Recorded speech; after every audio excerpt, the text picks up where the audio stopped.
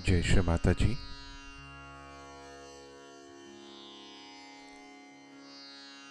Very good morning to everyone. Let us all bow down to Shri Mataji, raise our Mother Kundalini and give ourselves a bandhan.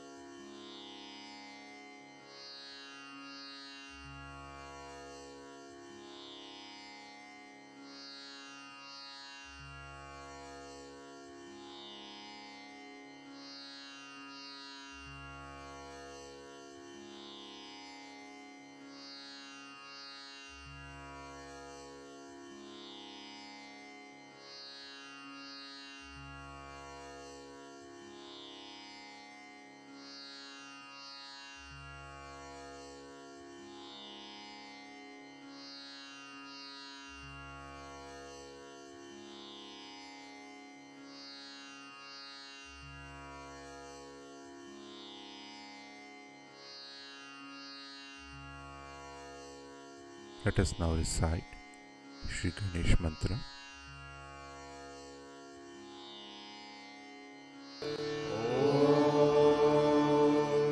त्वमेव साक्षात् श्री गणेश साक्षात् श्री आदिशक्ति माताजी श्री निर्मला देवी नमो नमः।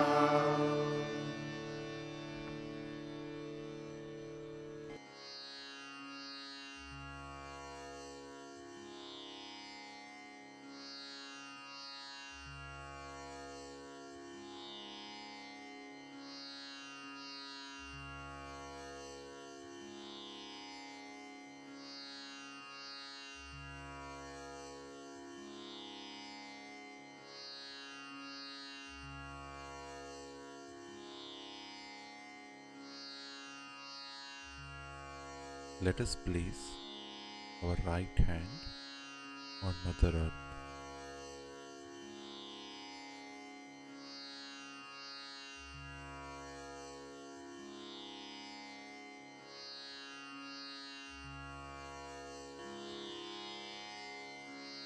Shri Mataji,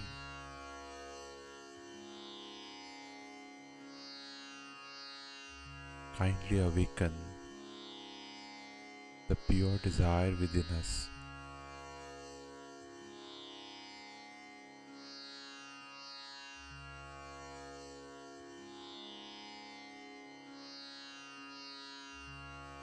Shri Mataji,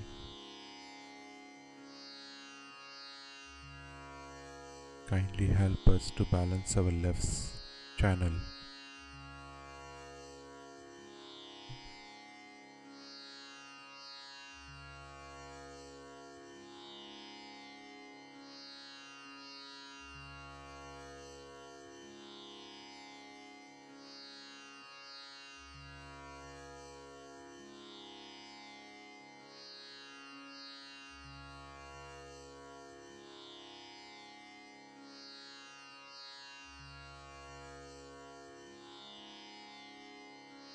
Right hand back in our lap.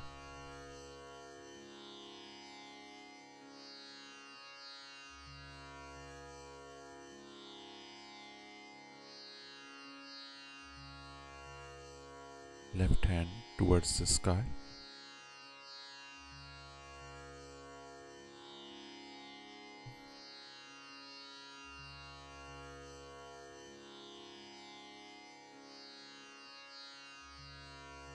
Shri Mataji,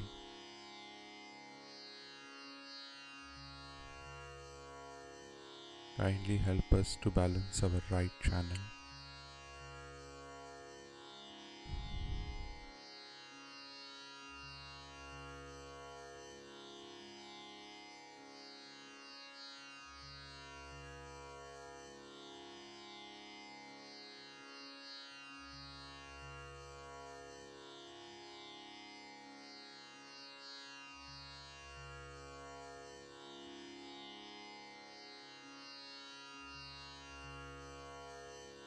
Shri Mataji, kindly awaken your attention within us.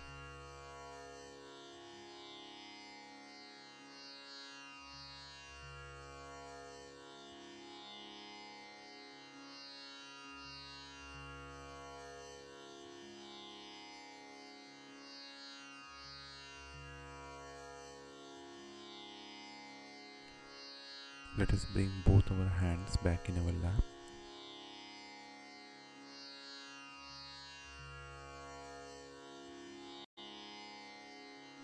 And let us bring our attention in our Sahasrara.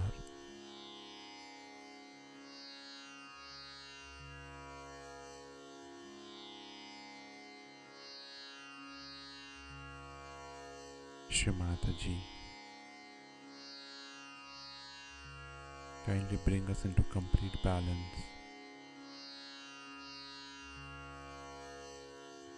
and take us into the Nirvichar state.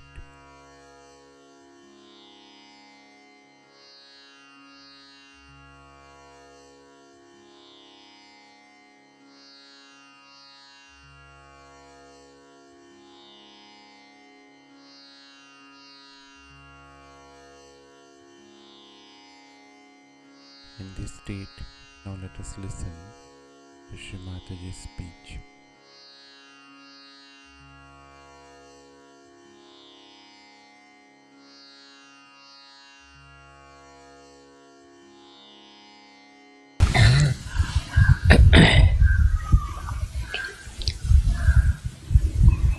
Today is the second day of our new journey into the battlefield. We have to win people with love, compassion, affection, and dignity. When we say it's a Vishwadharma, it's a universal religion we belong to, first and foremost thing, the essence of that is peace. The peace has to be within to begin with. You have to be peaceful within yourself. If you are not peaceful, if you are playing tricks with your ego, if you are just satisfying yourself saying that you are peaceful, you are sadly mistaken. Peace is to be enjoyed within yourself. It is to be felt within yourself. So do not give wrong satisfactions to yourself.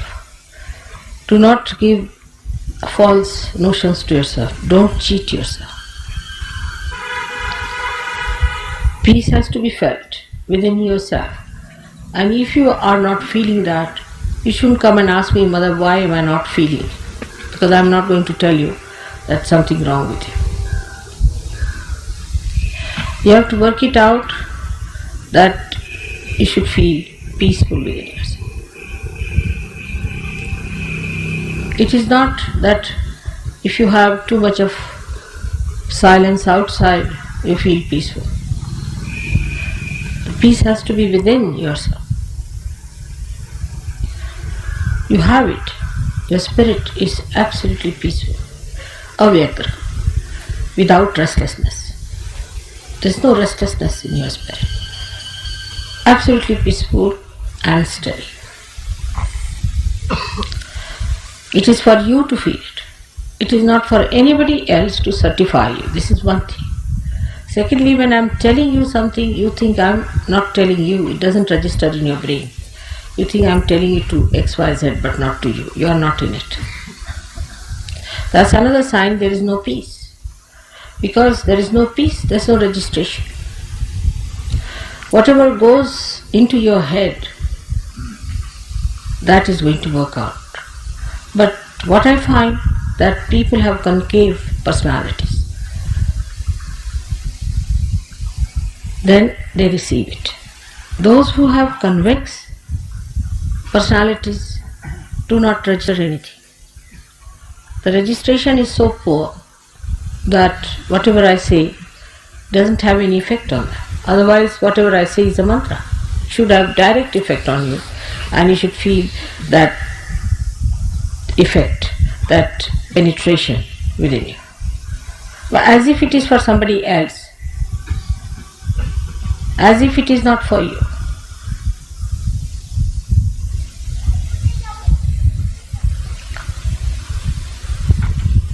This shows there is no peace within you.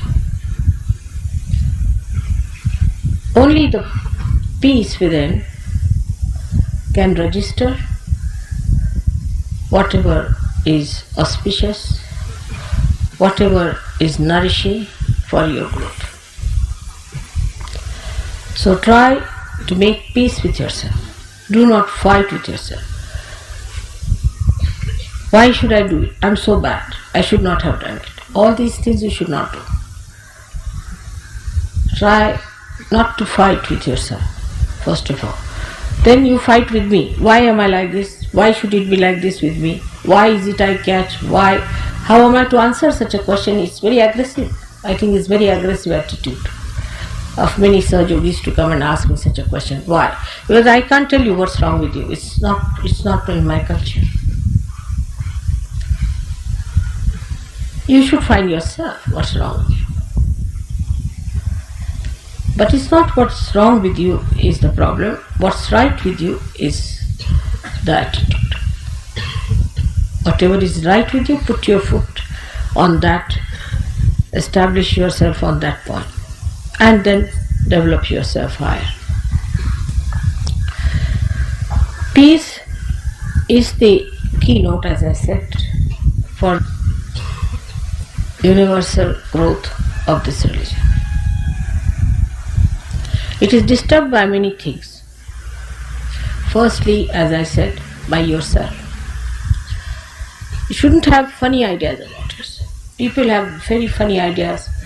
I see Sahaj Yogis, as soon as they get realization or something better happens to them, they start telling others how to do meditation, how to stand up, how to give bandhan, how to do this and that. It's very, very poor. It's very low level. Try to assimilate within yourself. First grow yourself. That growth itself will tell others how one should be. Your own character, your own temperament, your own nature, your own behavior. All this will tell others that this is a great man, and they will try to follow your example. Example is the best teaching. When the tree is small, even if it says I'm great, nobody is going to come and sit under a dwarf tree. But when it is a big tree, you can see the shade and everybody knows it's a big tree and they can come and sit under that. You don't have to tell. In the same way, when you grow, you don't have to certify.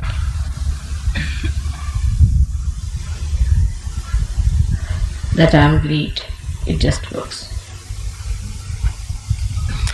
Now the peace within expresses first of all peace with others. That is the first sign of manifestation of peace. Such a person doesn't use harsh words, doesn't use cruel words. But he is also not a person who is ineffective. He is very effective using very sweet and nice words. Maybe he begins by using harsh words, then he mellows down and comes down to a position where he is effective as well as he is very mild and sweet. Such a personality has to be developed outside. So, peace with your friends, peace with Sahajogis. If you cannot be peaceful with Sahajogis, then you are no good, absolutely no good. When you meet another Sahajogi, you can't bark like dogs at each other, can you?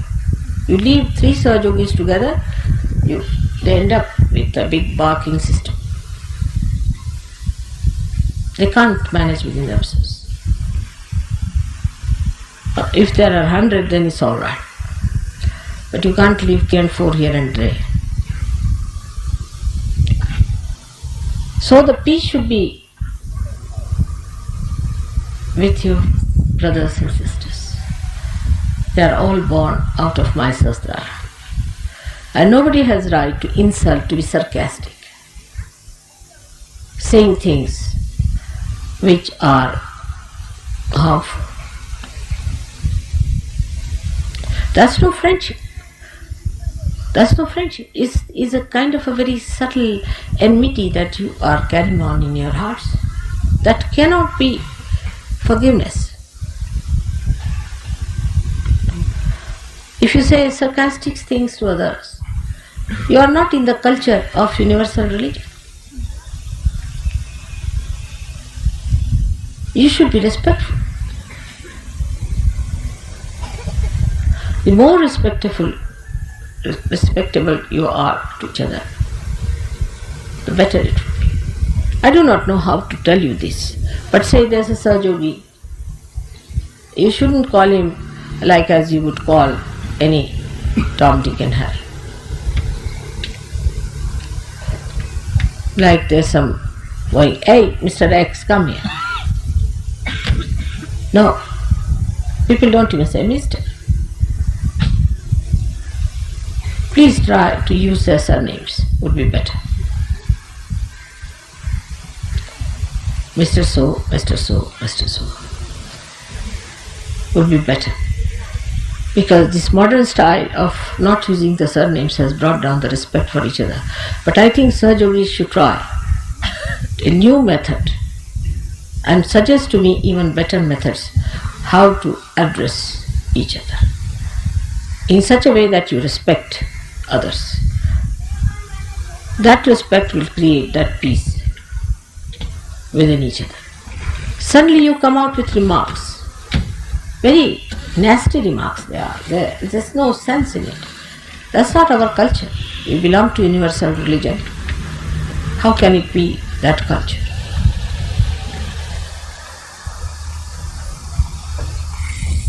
So when you try to be peaceful with your brothers and sisters, try to be extremely respectful.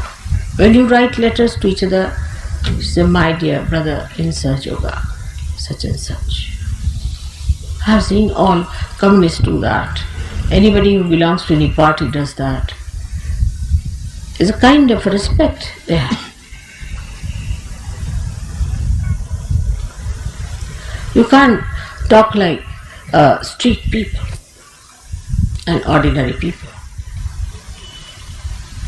because you are really extraordinary.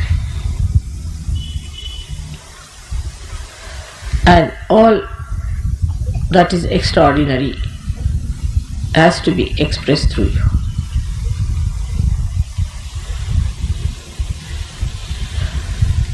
As I am talking to you of this new culture, let us understand how in many nations people have adopted cultures and cultures.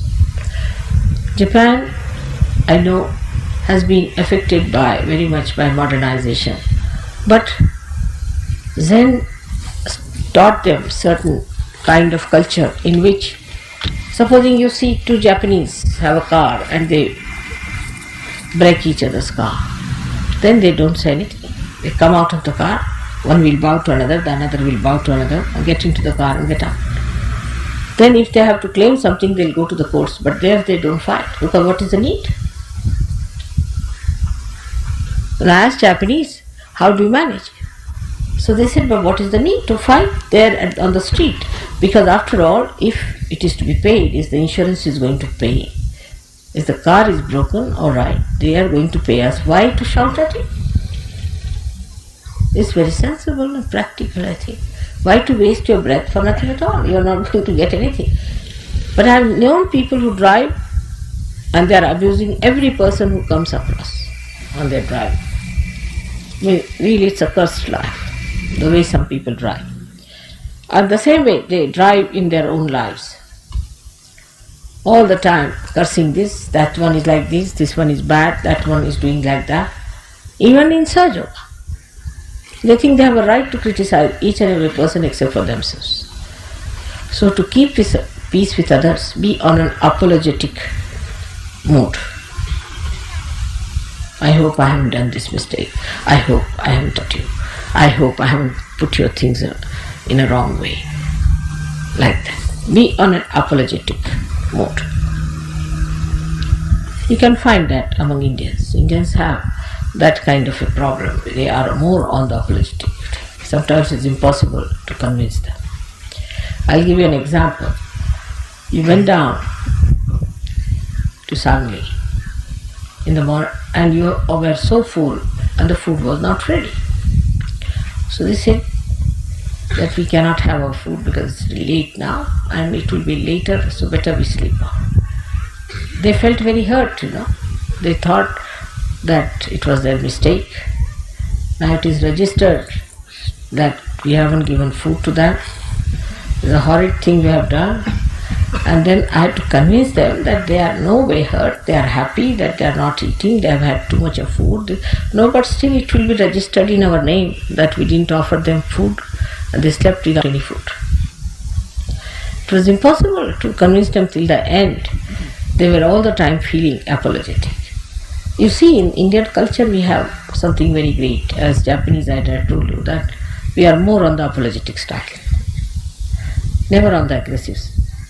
Never trying to find faults with others, but we find faults in what way we have failed, how we have failed.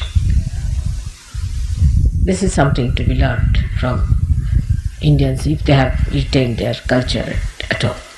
Is actually in their blood.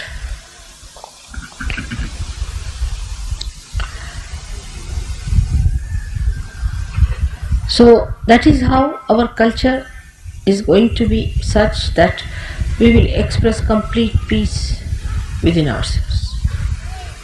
And you must know that you are in one body, active. You are active cells in one body. All the cells of the body are never active, but those who are active have to be at peace with each other. Otherwise, what will happen to that poor body? So try to make peace. The second thing you can do to make peace is to talk less. Whenever there's a quarrel or anything, just keep quiet. See, it will have better effect. If two persons are quarreling, never try to solve it, but just keep quiet. Quiet is very important. More to be silent. But it should not be another extreme like English culture, that they just don't talk, whatever it is. They just don't talk, but they think too much. You must keep quiet with the feeling that may God bless these people some sense.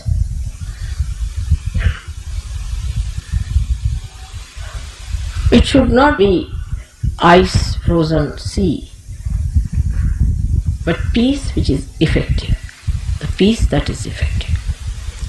So in this new culture, we have to be extremely peaceful people. And that peace should be expressed on your faces. People should understand that you are peaceful. That's why I say that if you are neatly dressed, your hair are neatly put, people will feel alright. Otherwise, if you reach some person with disheveled hair, he gets disturbed as it is. God knows what has happened, from which quarrel this man is coming. Somebody must have pulled his hair. or must have gone something wrong with him, that the way he is disabled. So if you are neatly dressed, people are not put off so much because they think that no, this cannot be, because this is, after all, he never had a quarrel, he's just living peacefully from his house. In our culture, neatness is very important. Neatness of thought, neatness of mind, neatness of body, neatness of behavior. How you do things neatly is very important in our culture. That's very, very important. Which may look very funny to some people. Because whether you hold the fork this way or that way makes no difference to me. It doesn't matter how you hold your fork or knife on a table.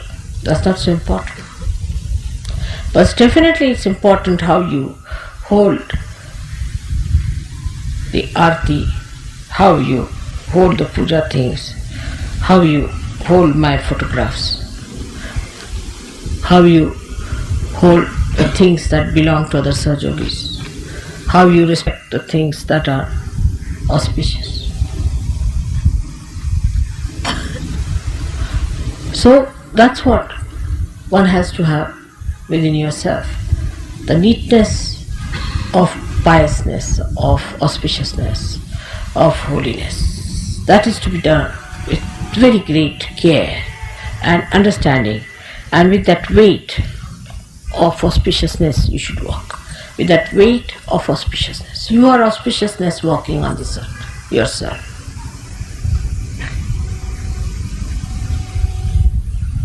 You are peace on this earth.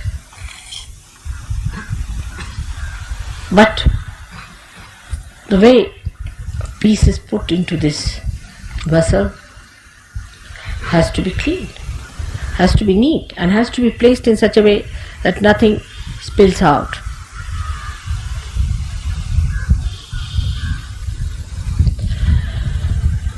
So to have peace, the best way to put your mind right is to think of good things.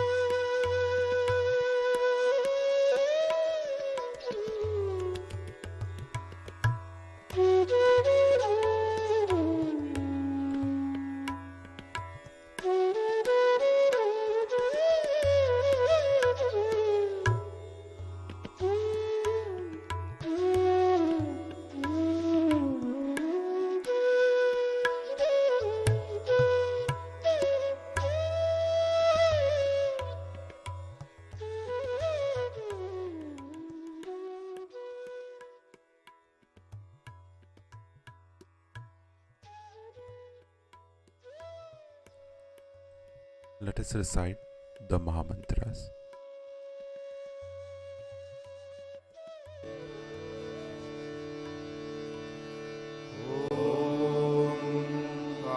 त्वमेव साक्षात् Shri Mahalakshmi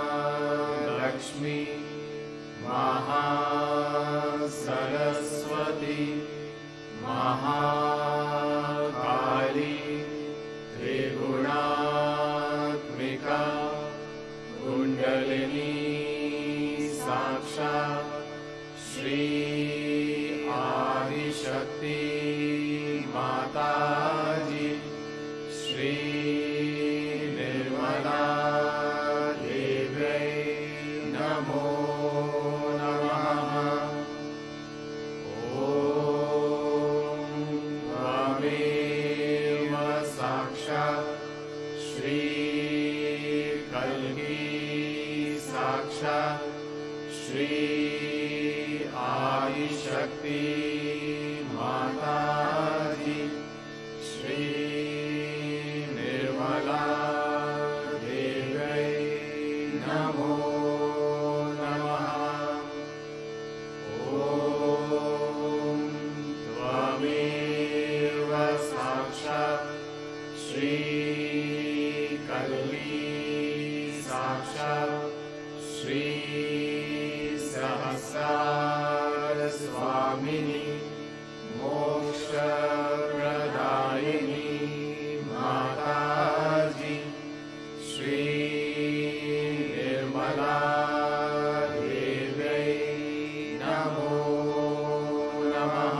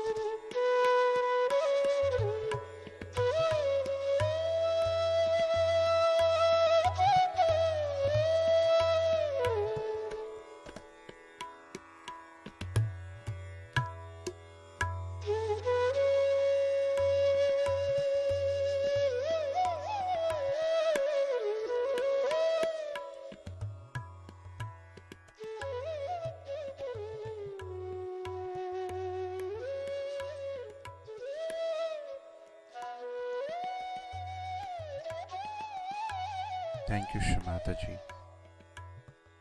for this beautiful meditation and all the blessings. Let us all bow down to Shri Mataji, raise our Mother Kundalini, and give our Svilsa Bandhan.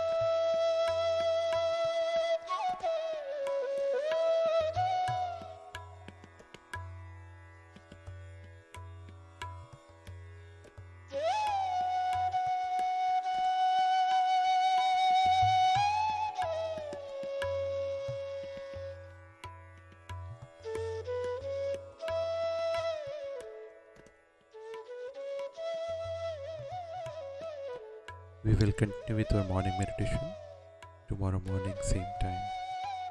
Jai Shri Mataji.